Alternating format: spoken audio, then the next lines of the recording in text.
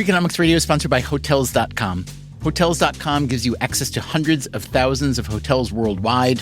And when you join for free, you can save up to 20% instantly with member prices. Plus, every stay earns rewards. So when you book one trip, you're already lowering the cost of the next one. Hotels.com is simple, rewarding, and designed to help you get more out of every stay. Sign up for free and book today. Hotels.com. It's all in the name. Freakonomics Radio is sponsored by Amica. You know what they say, if you want to go fast, go alone. If you want to go far, go together. So go with Amica and get coverage from a mutual insurer that's built for their customers, one that looks after what's important to you together. Auto, home, life, and more, coverage that fits your unique needs. Amica helps you protect what matters most. Visit amica.com and get a quote today.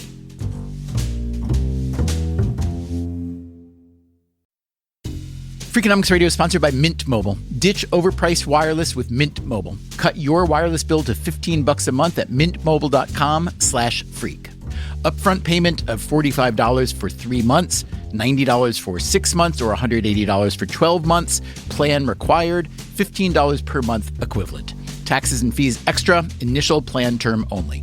Greater than 50 gigabytes may slow when network is busy, includes up to 20 gigabytes hotspot. Capable device required. Availability, speed, and coverage varies. See mintmobile.com.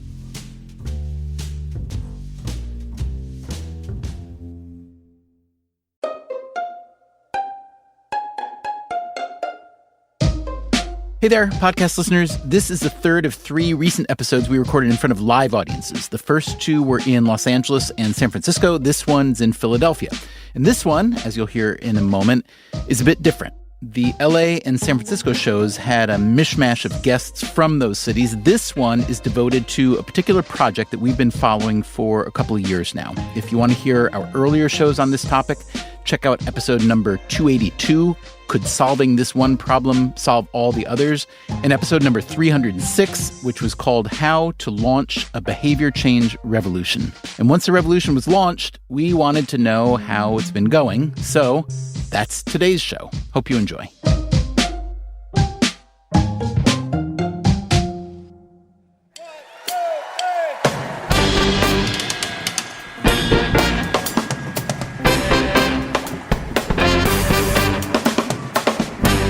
Ladies and gentlemen, please welcome the host of Freakonomics Radio, Stephen Dubner.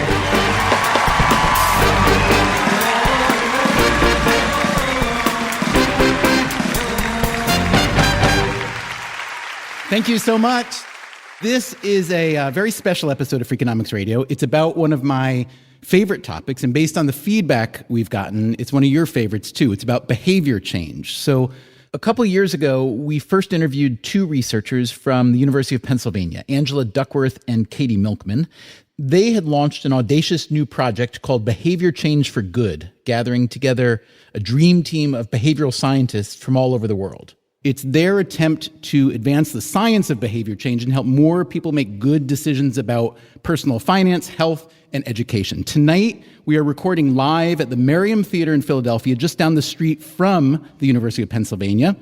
We'll be hearing brief presentations from 4 behavioral science researchers about their latest work. Later on, we'll hear from a Nobel laureate who helped create this field. But let's start at the beginning by getting caught up on the Behavior Change for Good project with its founders. Would you please join me in welcoming Angela Duckworth and Katy Milkman?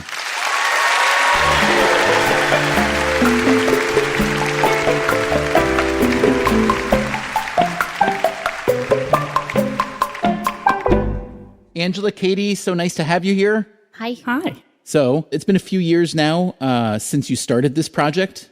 At the time, Katy, here's what you told us. We both thought the biggest problem in the world that needed solving was figuring out how to make behavior change stick. So my first question is, have you solved that problem yet? Well, we learned a ton in the last 3 years, but we have so not solved this problem. Today we had a really fabulous gathering where we shared the results of some of our first ambitious studies to try to make a major dent in this. And I would say the hashtag from the day was "Science is hard." We ran a massive randomized controlled trial, so a big old experiment. 63,000 members of 24-hour fitness gyms, which is one of the biggest gym chains in the U.S., signed up to be part of a really cool behavior change program that we offered them for free. And it was designed by a team of brilliant scientists who we'd brought together. Now, just to be clear, you are recruiting people who've already gone to the trouble and the commitment of joining a gym, yes? Exactly. So you're a member of 24-Hour Fitness and you hear, all these cool scientists built a program and then I can sign up for free. It'll help me exercise more. And what exactly are you trying to get them to do? We tell them it's a 28-day program and the goal is to get you to build a lasting exercise habit, ideally forever, because, right, that was our goal. Let's make all these habits stick. So the idea is you get people sign up, you give them encouragement and incentives. Were there some cash rewards? Yes, there was cash promised and delivered. So we were paying order of magnitude like $0.25 for every gym visit. Better than nothing, but not a lot. Not really, but okay. And we also said, we'll give you different kinds of messaging and reinforcement. Okay, so how amazingly, beautifully, perfectly well did it work? So you want the good news or the bad news first? Let's start with an overview. Would you call it a failure or an abysmal failure? I'm going failure rather than abysmal failure. We learned a lot. The good news is 52 out of the 53 things that we tested we thought would improve gym attendance. One of our 53 experimental programs was supposed to be like nothing. People signed up and we were like, thanks for signing up. Good luck with your life. That was sort of our comparison set. The other 52, everybody in those 52 conditions went to the gym more. That sounds nothing like a failure to me. Right. Okay, here comes the failure. So we were actually trying to test new scientific insights.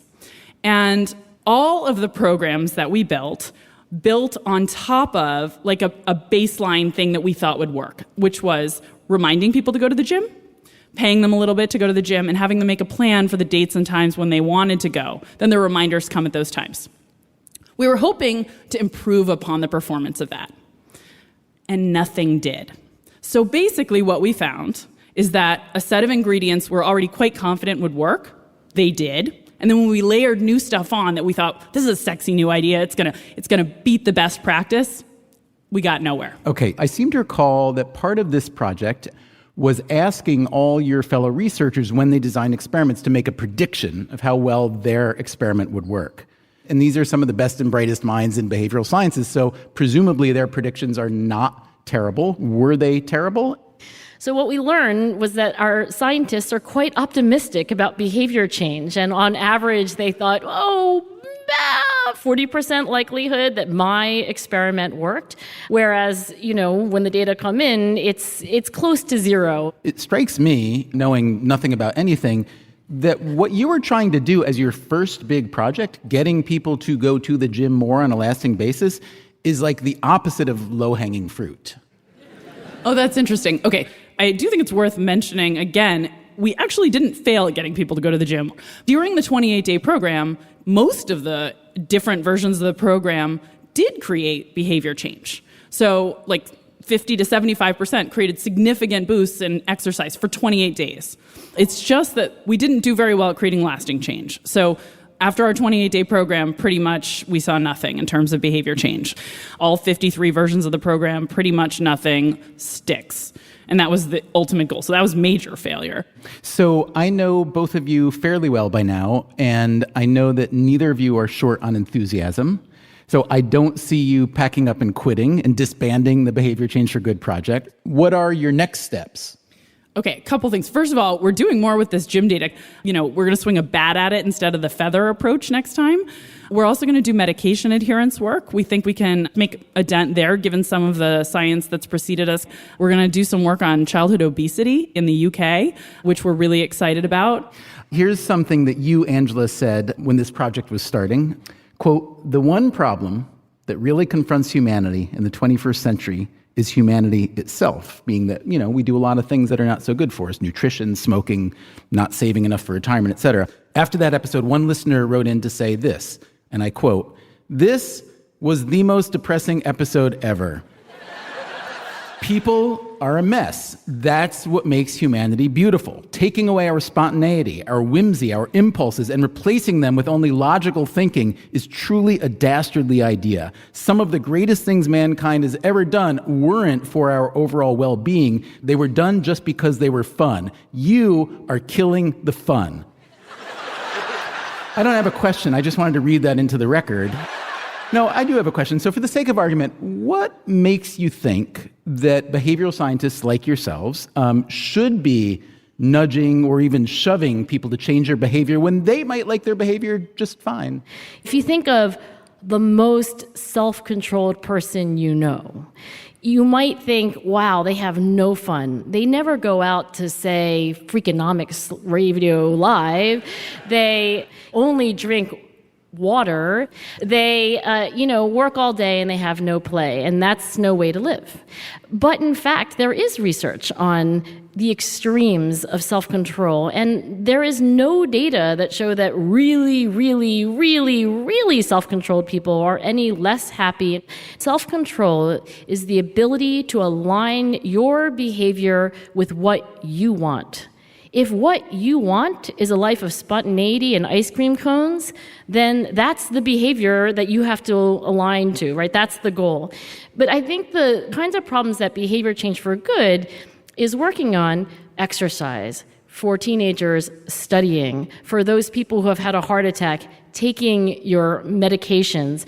These are things that most people actually value as goals, and they simply interfere with other things that we could do, not taking our medication, hanging out on Snapchat all day, not going to the gym, and binge watching Game of Thrones instead at home on the couch.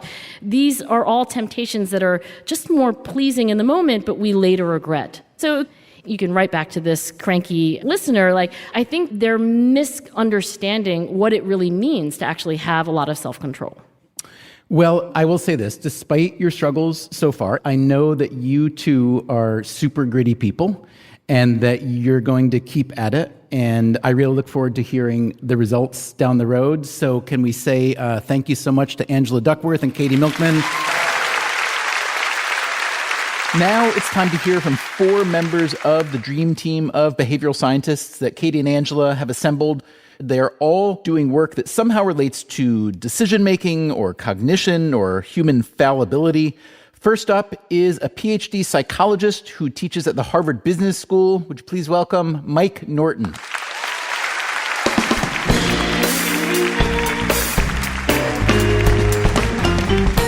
So, Mike, I understand you've been doing research on how people split the check when they go out for dinner and what that may say about our behaviors. Can you tell us about that, please? Can I ask you, so out with a bunch of friends, drinks, appetizers, salads, meal, dessert, check comes.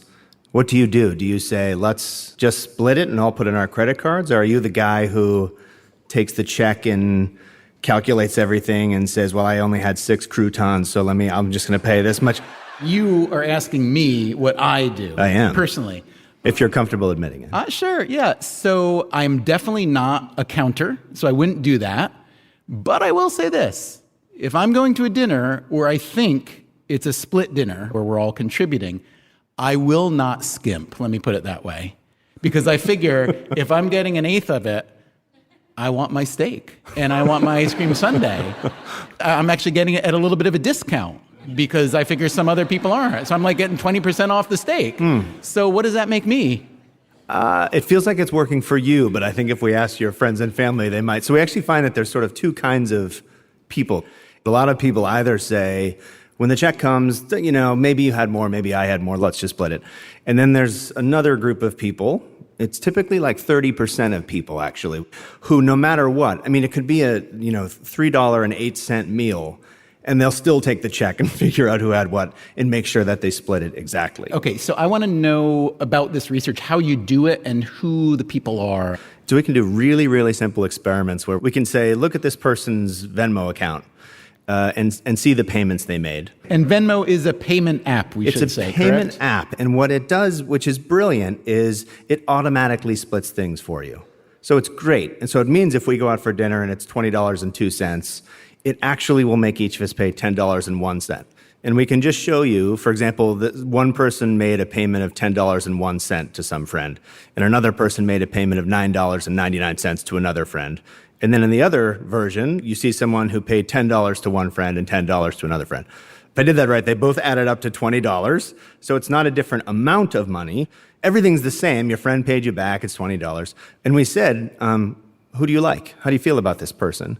And Sorry, how do you, a disinterested observer? Yep, here's two people. You don't even know them. It's not even a friend of yours. It's just these two people. How do you feel about them? And people are okay. The $10 person, they say, yeah, it seems like a nice guy. And the $10.01 person and the $9.99 person, they say, I don't like them. Either one of them, both of them. Yeah, I don't like them. Is there more dislike for the one that does the $9.99 or no? Only slightly. So actually, one thing that we tried to compare it to is generosity. So think, who do you like better? Someone who pays you back $10 or someone who pays you back $10.03? So technically, the $10.03 person's more generous, but they're also really weird about money and really petty. And in fact, that's how much we dislike this behavior, is we like the person more who paid us less, as long as they weren't petty about it. Also, pennies are a pain in the neck, let's be honest, right? I've never seen them. I don't know. Okay, so what have you identified in the wild? Is it pettiness? Is that what you're studying? Yeah, it does seem to be. So pettiness is it's attention to trivial details. That's kind of the way to think about it. So it can happen with time. It can happen with all sorts of currencies where there's these people in our lives who really seem very interested in the little tiny minutia of life, and they tend to drive us crazy. And again, they're not wrong. They're doing the math correctly. There's no problem with it on one level, but for many of us, they really, really drive us crazy. Do you know anything about how pettiness works in, let's say, a romantic relationship? Like personally, you mean, or just from the research? I didn't mean to imply it, but I see that I did. Yeah. So we ask people in relationships about their partner to rate them on all kinds of things. How generous are they? All sorts of things. And also, how petty are they? By asking them, is your partner the kind of person who splits things randomly, or they really care about dollars and cents? The answers to that question really, really predict not only dissatisfaction in your relationship, but we asked, how upset would you be if your relationship ended? And people who are with a petty partner are less upset when they think about their relationship ending. I see that you've written about what you call two different kinds of relationships, exchange relationships and communal relationships. Is that the idea? Exactly, yeah. So classic exchange relationship is with our bank. So we're not offended at all if our bank gets things down to the cent. In fact, we're really upset if they don't, because the whole point of a bank is they're supposed to be really good at dollars and cents. If your bank said, we'll just round it up. So what are you talking about? It's my money. So you're not supposed to do it over there. And in fact, that's why we get so upset in communal relationships, because our friends are treating us like a bank. They're treating us like we're a merchant and we owe them money. All right, so let's say I find this pettiness effect interesting, and I do, though perhaps not all that surprising. Beyond the handful of people involved in one of these dollars and cents transactions, what are the larger ramifications here? What technology does, actually, it's more efficient, it's better, it's an improvement, but it actually is starting to default all of us into the dollars and cents world. And there's nothing, again, wrong with that, but it does mean that it can be eroding social capital. It's actually good if I take you out for lunch and treat you, because then later you might take me out for lunch and treat me, and now we have an ongoing relationship. I understand, Mike, that you've also done research on humble bragging. Is that true? Yes. I mean, you may not want to admit it, but can you tell us in a nutshell what a humble brag is and when it's good and when it's bad? Katy and Angela tend to study things that are making the world a better place, and I tend to study things that I find annoying. And in that way, I'm changing the world as well. There's two kinds, actually. There's complaint bragging, and then there's humble bragging. So complaint bragging, whenever someone online says, ugh, right after that, it's going to be a complaint brag. Just wait for it. It's always a complaint brag. So they say, ugh, wearing sweatpants, and everyone's still hitting on me. One of my favorite ones ever was, my hand is so sore from signing so many autographs. So humble bragging, usually people will recycle from Wayne's World for some reason, not worthy. So and whenever you see that, that means that here comes a humble brag. Not worthy, and then say, so honored to be on stage with Katy Milkman and Angela Duckworth. So what I'm really just doing is saying I'm on stage with like really important people, but I'm acting all humble about it. So the reason that people do these things, we can show in the research, is they're feeling insecure. So I want to brag, always, because I want everyone to think I'm awesome. But I have the theory that if I brag, people won't like me, because nobody likes a braggart. So we think what we can do is if we're humble about it, then people will say, oh, what a nice guy. And also I learned that he knows celebrities. And instead what people think is, what a jerk. So in fact, we like braggarts, just straight up braggarts, which is just saying, I met a famous person. We like them more than people who do this little strategy where they try to humble brag. Interesting. Mike Norton, thank you so much for joining us tonight. Would you please welcome our next guest? She is a professor of psychology and head of Silman College at Yale. She recently designed and taught the most popular course in Yale's history called Psychology and the Good Life. Would you please welcome Laurie Santos?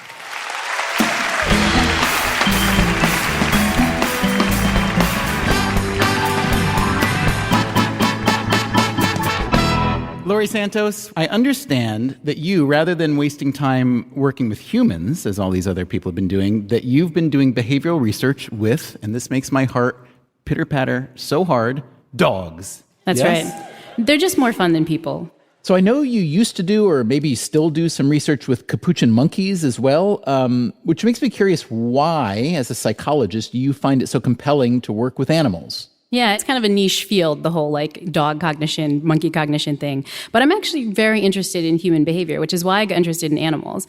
Like humans are so weird. Like there's no other species that has a live radio show talking about their own species behavior, like using technology like this and human language, right? And on the one hand, that's sort of goofy. But on the other hand, it raises this deep question, which is like, what is it that makes us so special? And when you ask like 20 scientists, let's say from across a broad range of sciences, you'll get 20 answers of what makes humans unique, yes? What do you believe is the thing? Yeah, I mean, the top 10 are things like language, things like the fact that we can perspective take, the fact that we can think about the future, and so on. We took a different take, though, which is all those answers tend to be stuff that makes us so smart. You know, we're special because we're so smart. I actually worried a deeper thing might be that we have to worry not about the smart stuff, but we have to worry about some of the dumb stuff, right? We might be uniquely dumb in certain ways or uniquely biased in certain ways, and we have to understand that if we really want to understand how human cognition works. Is it possible that we are, quote, wrong so often as humans because we are so smart, though? Because we think too much, think our way out of an obvious solution? Yeah, I think that's one possibility, is that some of the smart capacities we have might not be giving us the best answers all of the time, right? Take our future thinking, right? We get to think about all these other hypotheses and all these counterfactuals and so on, and that gets us out of the present moment, right? That means we're thinking about different kinds of things than we would be if we were just a monkey that was just taking it all in the moment. And so I think it's sometimes our smarter capacities that end up making us look incredibly dumb. Okay, so I want you to start by telling us how you do the dog experiments. Yeah, so we started with dogs in part because we built them to be like us, right? We, over this process of domestication, took a wolf, this kind of wild canid, and said, let me take a creature that can hang out with me, and therefore has cognitive abilities that can get along in human culture. And that means that we have a creature that's ready to soak up our culture in lots of different ways. So if there's anybody that's going to be like us, any species that is likely to show our biases, dogs might really be one of those. And so that's why we focus on them. Are they test dogs? Are they regular dogs that you recruit? Just like human subjects, we recruit them in the same way. So we put posters up and we say, do you want to bring your dog in for a study? What are you trying to get the dogs to think or do, and how does that compare to humans? In one study, we focused on a particular phenomena that researchers call over-imitation, which, as you might guess, is imitating too much.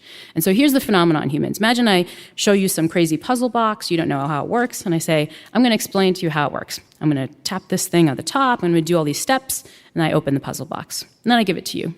If it was some hard-to-figure-out puzzle box, you might just copy me. But imagine I give you a really easy puzzle box. It was just a completely transparent box, nothing on it. It just had a door that you could open to get food out. But you watch me do all these crazy steps. I top on the side, I spin it around a few times, I do all these things. You might hope that humans are smart enough to say, that was a really dumb way to open the box. Give it to me, I'm going to open the door. But it turns out that's not what humans do. Humans will follow slavishly all these dumb steps that they see someone else do, just in case. And we thought the same dumb copying behaviors that we see humans do, we should probably see in dogs as well. And so here's how we set it up. We made a kind of dog-friendly puzzle box, easy enough for the dogs to understand. So it was a transparent box with a lid that was really obvious, and if you flip the lid up, you could get inside and get a piece of food. But we added this extraneous lever on the side of the box that we showed dogs, hey, here's how you open it. You have to move the lever back and forth. It takes a really long time. Lever, lever, lever, lever. And at that point, you can open the box. Now, in theory, if we did this with a human, they would say, I don't really understand. Lever, lever, lever, lever, lever, lever, open the box. That's actually what human 4-year-olds do. There's some wonderful videos online where you can see this. And what did the dogs do? Ran over, lifted the lid, and got the food. And so what this is telling us is that we've created this species that learns from us a ton. They follow our cues all the time, but they're actually smarter at learning from us than we are at learning from ourselves. You mentioned a 4-year-old human. Are you comparing the dogs to children or to adult humans? Yeah, so the study we did was in direct comparison with a study that Frank Kyle and Derek Lyons did at Yale University. They did this with 4-year-old kids. And what they find is that 4-year-old kids will slavishly imitate what they see, even when you make the box so simple that a 4-year-old could figure it out. So you're not saying that dogs are, quote, smarter than humans. You're saying dogs are, quote, smarter than 4-year-old humans.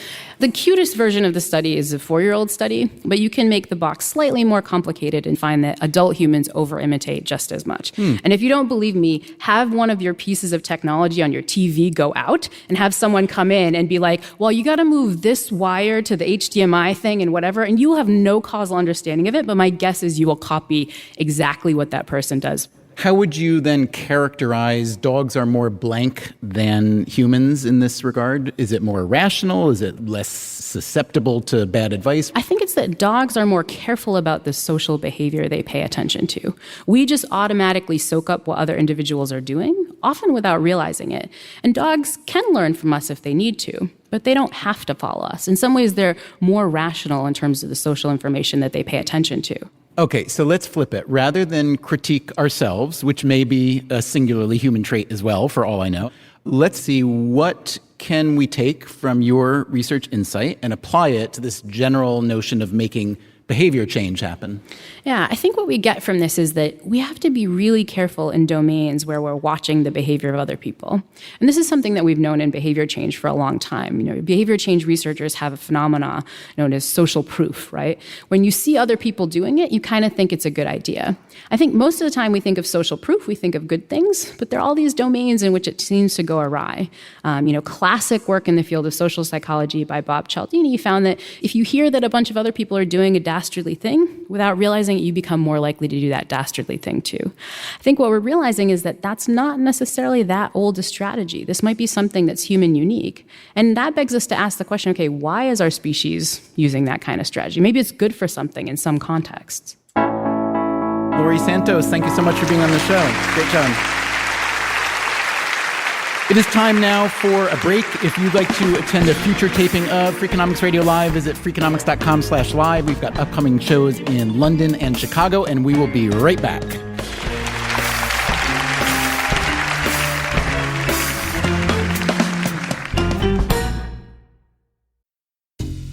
Freakonomics Radio is sponsored by Cash App. Bitcoin is often talked about as an investment, but it was built to be used. With Cash App, you can actually do that. Send Bitcoin instantly, pay at local Square businesses that accept it, or move it to your own wallet whenever you want. It works more like real money and less like something locked in an account. For a limited time, new customers can get $10 added to their balance. Just use code CashApp10 when you sign up. And don't forget this part, send at least $5 to a friend in the first 2 weeks. Terms apply. Cash App is a financial services platform, not a bank. Banking services provided by Cash App's bank partners. Bitcoin services provided by Block Inc. brand. For additional information, see the Bitcoin disclosures at cash.app/legal/podcast.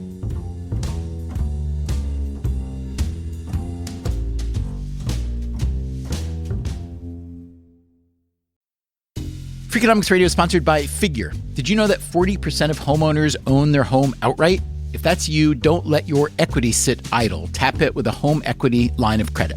Figure, the #1 non-bank HELOC lender in the U.S., helps tap equity you've built in your home so you can do things like tackle a renovation or pay down debt. HELOC is a line of credit secured by your home. You can draw what you need, repay, and draw again. Figure offers a 100% online application. Get approved in 5 minutes and funding in as few as 5 days. It's faster than a bank loan and cheaper than a personal loan. Check your rate today without impacting your credit at figure.com/Freakonomics. This post is sponsored by Figure, NMLS ID 1717824. Figure is an equal housing lender. For more information about their licensing, visit nmlsconsumeraccess.org. Figure's HELOC is subject to credit approval and terms apply. Freakonomics Radio is sponsored by LinkedIn ads. Ever invested in something that didn't live up to the hype? Marketers know that feeling. They optimize for the numbers that look great, like impressions, but then they don't see revenue. LinkedIn has a word for that: bull spend. Instead, you can get the highest ROAS of major ad networks with LinkedIn. Cut the bull spend, advertise on LinkedIn. Spend $250 and get a $250 credit.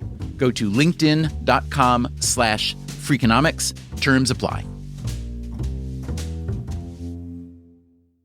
Welcome back to Freakonomics Radio, recording live tonight in Philadelphia, where we're learning about the science of behavior change. Would you please welcome our next guest? He's an economist at the University of Wisconsin School of Business. His research specialties include risk and decision-making and insurance markets. Tell me that doesn't get you all giddy with excitement. Would you please welcome Justin Sidnor?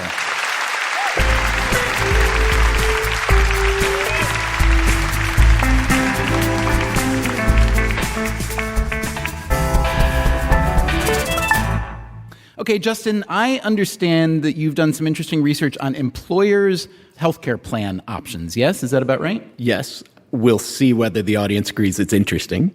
So the backdrop here is that many of us now have choices to make about health insurance plans. And we're all used to these horrible terms like deductibles and co-pays and co-insurance. So I did a research project with a couple of co-authors, Sora Bhargava and George Lowenstein from Carnegie Mellon. And we got access to a company, a really big company, who decided to do something interesting. They embraced this idea that people should have control over their insurance. You should be able to decide, do you want a lot of insurance or not a lot of insurance? And there's going to be different premiums tied to that. So they gave people an opportunity to select one of 4 deductible levels. And what was the stated intention? Was the company saying to its employees, we want to give you more options because you're paying for the insurance whether you know it or not, right? It's coming out of payroll, essentially, right? Or was it the company essentially trying to profit maximize? Yeah. So I think in this case, they had a genuine belief that different employees would care more or less about how much insurance they had, and they were paying part of it through a premium share. And so they thought, why should we dictate whether you have a high deductible plan with lower premium or a low deductible plan with higher premium? So they can choose between different deductible levels, different co-pays, co-insurance, and maximum out-of-pocket. So they can pull all these levers, and they end up with 48 different possible combinations they could choose from. Okay. And then you have the real data, so you can see what people really choose, and then can you see what they actually spend in the coming year? Yes. And we can calculate how much would they have spent with a different plan. Now, to be fair, it's a little bit of a gamble, right? When you buy insurance, you don't know how much of this you're going to need to consume, right? How do you factor that in? Well, this is the truly fascinating thing about this case. You're right. Most of the time, I couldn't tell you whether you made a good choice or not in your health insurance because, it's going to depend. You might get lucky and it turns out you didn't really need much insurance. But if you bought insurance, I wouldn't have said that was a mistake. But in this case, it actually turned out that most of the plans were a deal that no economist should take. So most of the plans were such that you were going to pay more for sure for the year if you chose that plan. Doesn't matter if you turn out to be healthy or unhealthy, you're going to pay more. How so? It's just a higher premium and down the road the payments are worse? So it's really the higher premium part that matters. So what happens is the plans that had a lower deductible, say I wanted $500 instead of $1,000, to get that plan, I had to pay more than $600 extra in premium for the year. So best case scenario, I might save $500, I get more insurance. But for sure, I already paid over $600 for that. And you're talking equivalent benefits in those two cases. Yep. You can go to the same doctors, everything's covered, all the prices are the same. So it's really an interesting laboratory where we can label something that looks, from at least our classic models, this looks like a financial mistake. Now, most people don't like insurance for a number of reasons, including the fact that it's a little confusing and intimidating. Yep. How much of this mistake, as you seem to be labeling it, is just a function of the fact that it's hard to figure out? So one possibility is that this is just choice overload. And if we gave them fewer options, they'd be able to select more rationally from that. Another possibility is that insurance is just really hard. And even if you're looking at just a couple of options, it's going to be very hard to tell the difference between them. And the third option is maybe there's something going on where people just really genuinely are willing to pay more to avoid having these shocks of high deductibles, even if they knew for sure. What about affordability? Because especially for a low-income employee, a smaller amount up front is attractive. Cash flow is an issue. Yep. So in many ways, they were sort of making the reverse option. So what was happening is that they were opting into paying higher premiums for sure every month. Now, they were potentially protecting themselves a little bit at the very beginning of the year, but over the course of the year, they were going to end up paying more money. And so the first thing we did is we wanted to figure out, okay, is this the choice overload? Is it the weird thing of 48 plans? And we ran some online choice experiments where we tried to replicate this sort of thing. And what we found very quickly there is you get exactly the same patterns if you just give people 4 plans or 2 plans.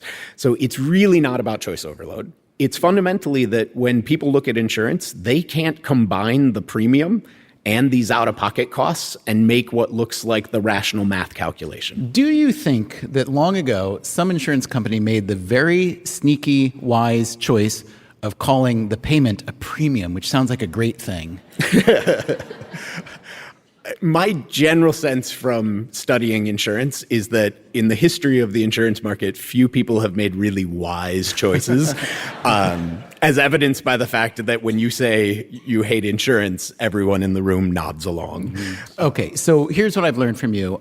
We're bad at buying insurance. Yep. We're bad at buying insurance in part because the way it's described makes it easy for us to be bad at it. And so maybe some of the fault lies there. So the big question is, again, let's flip it. What's the good news here? How can you take this research insight and apply it to the notion of helping more people make better choices, whether it's more people on an individual level or societally? So the good news is there are ways of making it way easier, right? I can add it up, I can show people, and we've run some little experiments, and it looks like if you make it easier to compare the plans, you can really easily inform and improve these options. But I think maybe the bigger implication is that we should just stop giving people choices about this. And I think the reason we should stop giving people choices about this is that the only really good reason to give people choices is that we think that they might want to sort into plans that are good for them and have some bearing on their risk aversion. But we're really like 4-year-olds with a box that's really hard to open, and we should just bring in the dogs and let them choose our insurance? Exactly. Let the dog choose your insurance. Justin Signor, thank you so much. Great to have you here tonight.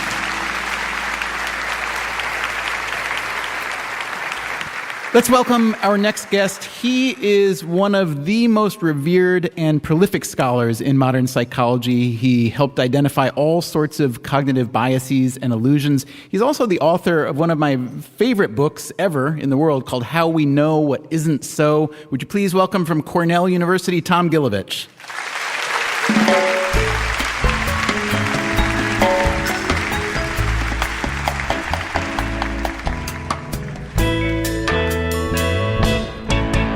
Tom Gilovich, I understand some of your latest research is on regret, which I'd love to hear more about, and really how it fits into your body of work. Sure. There's 2 types of mistakes we can make in life, mistakes of action and mistakes of inaction, and therefore 2 types of regrets. And the question is, what do people regret more, mistakes of action or mistakes of inaction? An example that I think everyone in the audience can relate to, if you go back to your days as a student, you're taking a multiple choice test, question number 20, you check B, you're going on, and then at question 24, you say, wait a minute, back up, go to question 20. I don't think it's B, I think it's C. Now you have a dilemma. Do you switch to C? You could make a mistake in doing that, or you could stay with B. You could make a mistake doing that. Which mistake hurts more? And I think we all recognize that if you switched from the right answer to the wrong answer, you're going to regret that more. So all the topics that we've been hearing about tonight, whether it's going to the gym, buying insurance, the way we behave with other people in a social setting, and so on, you can imagine scenarios by the billion where you make a choice and regret it. By looking at regret as you have you started to learn anything yet about how to just think about optimizing our decisions right here and now? Sure. The other side of the regret story, you regret action more than inaction sometimes, but if you ask people, what are your biggest regrets in life? They tend to report regrets of inaction. And so how do you reconcile those two? And the reconciliation is that you feel more immediate pain over the regret of action, but partly because it's so painful, you do things about it. You think of it differently, and you've taken an action, and one of the ways that you can come to grips with it is to say, well, it was a mistake, but I learned so much. It's hard to learn so much by not doing something new. And so over time, these painful regrets of action give way to more painful regrets of inaction. And what are the kinds of inactions that people have? And a great deal of them, when we interviewed people, and we've interviewed college students, prisoners in a state prison, a sample of geniuses in group after group after group, a very frequent regret is one of not doing something because of a fear of social consequences. What will people think? And that calls to mind some of your earlier research about the spotlight effect, right? Which is we tend to think that people really care about us much more than they do, yeah? Yes. In fact, that research we did right on the heels of the research on regret. As David Foster Wallace put it, you won't mind so much how people judge you when you recognize how little they do. And people often don't do things that are in their interest because they're afraid it would be embarrassing. I don't want to go to the gym because I'd get on a treadmill next to someone who's going a mile a minute and I can't keep up with that, or I can't lift those weights. But let me ask you this. When you mentioned interviewing prisoners, what my mind jumps to is the obvious regret. I regret doing the thing that turned me into a prisoner. Yeah, they have slightly fewer regrets of inaction than the general population, but still the majority of theirs are regrets of inaction. Now, it's not that they don't regret the things that got them into prison, but the way they talk about them often focuses on an inaction. If only I'd done this, I wouldn't have gone down that path. If only I'd convinced the lookout person to be on his toes, etc. So even they tend to focus on things that they didn't do. So, Tom, I'm just curious, we're on this subject. I really admire your work. I've admired it for years. I want to know your biggest regret. Okay, it's easy. It's a regret of inaction. I didn't think of this until 5 years after I got married. And I recognized at that time, I have a solution to the naming problem. What name do you take? We live in a world where it's sexist. The woman takes the man's name. Other cultures, they combine them, but that only works for one generation. You can't have a multiplying name. So what to do? And so my regret is I didn't think of it on the eve of my wedding, what I would have liked to have done, not told anyone about it. The ceremony goes, and then at the very end, I say, wait a minute, there's one more thing. We're going to flip a coin to decide what the last name is. Because it's fair, but what I like even more about it is that we don't have any cultural institutions that celebrate chance, and chance is a huge part of our life. I think it's my best idea, and unfortunately, it came 5 years too late.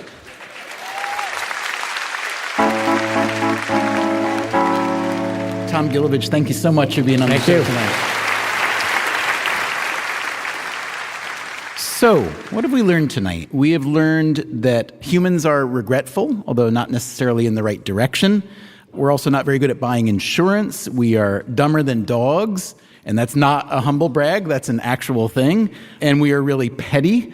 To make sense of all this, and maybe to give us a little hope, I'd like to introduce you to our final guest. He is a recent Nobel Prize recipient, not the Peace Prize, I'm afraid. Not even the Literature Prize. It's just the prize in economics. I'm sorry, it's the best we could do. So would you please welcome the University of Chicago economist Richard Thaler.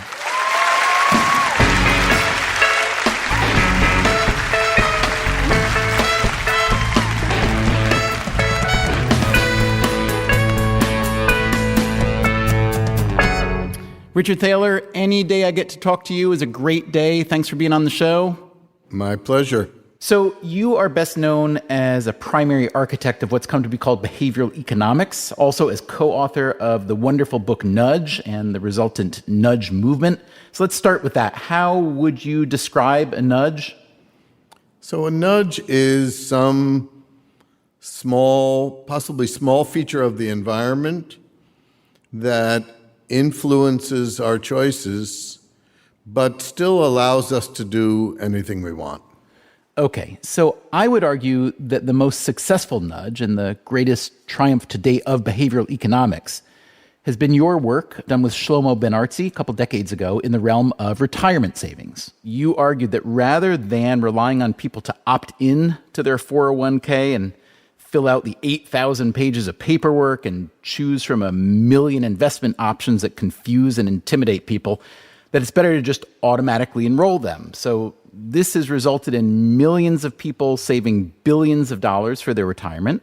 So congratulations and thank you. But what does it say about the field of behavioral economics and behavior change generally that this largest victory took place a couple decades ago? Where are all the other victories? So I think the retirement saving initiative has been a success because we've been able to convince firms that organize retirement plans to make them much simpler. So the choice architecture is simpler. As you mentioned, people are automatically enrolled, so they don't have to fill out any forms. Then their rates are automatically escalated, and they're given a default investment fund, so it's all easy. I think it's no accident that that was a success, because the fix was easy. Give me a problem where I can arrange things so that by doing nothing, people make the right choice. That's an easy problem. Well, one feature, in this case at least, is that it's a one-time fix, right? I mean, when Angela and Katy were talking earlier about their efforts to get people to go to the gym during the treatment period and then to keep going afterwards, that's having to win the battle every single day. Do you think that too many potential fixes are aimed at essentially unfixable behavior? No, because, Katy and Angela have infinite energy, unlike me. And if they can solve the problem of getting people to go to the gym or eat less or take their medicines, I'm all for it. When they started this project, my reaction was, ooh, this is hard. And that the simple things may not work. So this Behavior Change for Good project includes a lot of psychologists. What do economists know or have to offer that psychologists don't? And if your economist ego allows you to say so, vice versa as well. Oh, I think psychologists know a lot more about that than we do. Economists don't know much about how people form habits or when they stick and when they break. Let me give you an example that relates to what Mike Norton was talking about. I was in London. I was invited to some meeting where they were trying to reduce binge drinking. And they asked me if I had any nudge-like ideas. You're smiling because you think this is a matter of personal importance, but I suggest neither of us go there. In England, there's a tradition, a hallowed tradition, of buying rounds. The way it's done at the pub is you go with your mates, and I would buy the first round, and you would buy the second round, and until we each bought a round. Now, this has obvious problems if the number of people in the group is more than, say, 3. And so what I suggested was that pubs institute a new policy, which is for groups of more than 3, they run a tab. Well, this was supposed to be a private meeting, but it leaked to the press, and I got hate mail. And people would say, I would never dream of leaving the pub without buying a round for my friends. And they come with a group of 8, and this is nothing but trouble. So, I can think up that change in the choice architecture, but how you would get that to change, I made no progress. We're human. We have self-control problems. We're absent-minded. We get distracted. And those things aren't going to go away. And I think technology is likely the best answer. Self-driving cars will drive better than us very soon. I've heard you talk about the opposite of a nudge as sludge. Can you describe what sludge is and give an example? Nudges typically work by making something easy, like automatically signing you up for the retirement plan. Sludge, is the gunk that comes out as a byproduct. And I'm using it for stuff that slows you down in ways that make you worse off. So, for example, suppose that there's a subscription and they automatically renew your subscription, but to unsubscribe, you have to call. And I had this experience. The first review of my book, Misbehaving, came out in the Times of London. My editor sent me an email excitedly telling me this and sending me the link, and I log on, and there's this paywall. And I said, I can't read it, but there's a trial subscription for £1 for a month. And I said, I'm willing to pay £1 to read the first review of my book. But then, I start reading the fine print, and in order to quit, you have to call London during London business hours, not on a toll-free line, and you have to give them 2 weeks' notice. That is sludge. So you're still reading the Times of London, I assume. I called my editor and told him that he should buy the subscription and then send me a PDF. All right, I have a final question for you. You mentioned habit formation, which to me is at the root of just about everything we've been talking about tonight. And some habits get formed intentionally, others not. Some habits are good, some are not. I'm really curious to know, what's a habit that you never acquired that you really wish you had? Doing my homework. In school, you were not a homework doer? I was not a great student. Yes, so how does this happen that a guy who's an admittedly not very good student, who apparently didn't do homework, gets a Nobel Prize? Well, I think listening to Tom, maybe I was less fearful of embarrassment than my colleagues.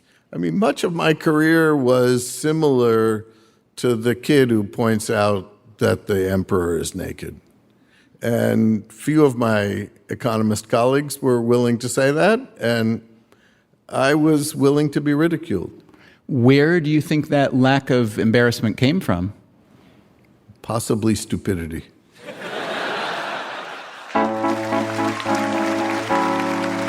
Coming up next time on Freakonomics Radio,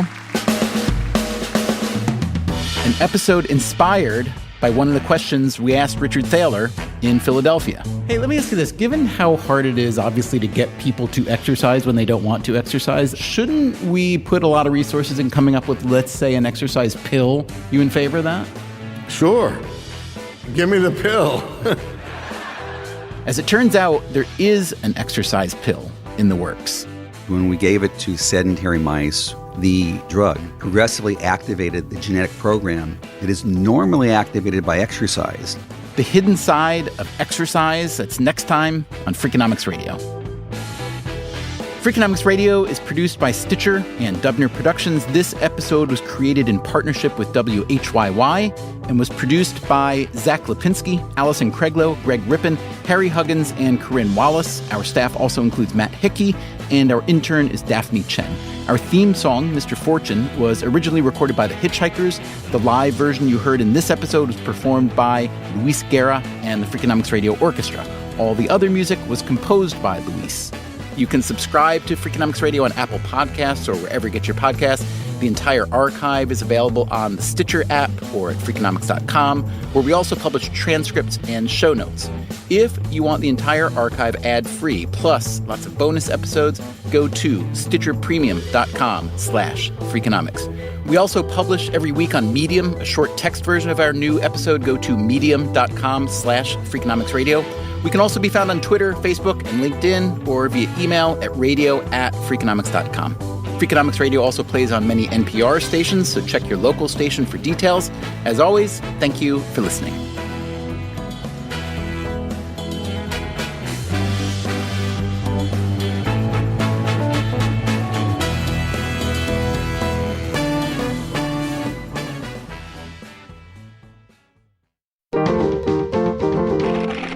Stitcher.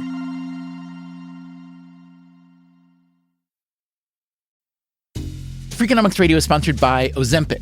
Innovation happens through rethinking what's possible, and when it comes to GLP-1s, Ozempic pill does just that. Learn more about Ozempic semaglutide tablets, 4 and 9 milligrams, by calling 1-833-OZEMPIC or visit Ozempic.com to view the medication guide and ask your doctor what's possible with FDA-approved Ozempic pill.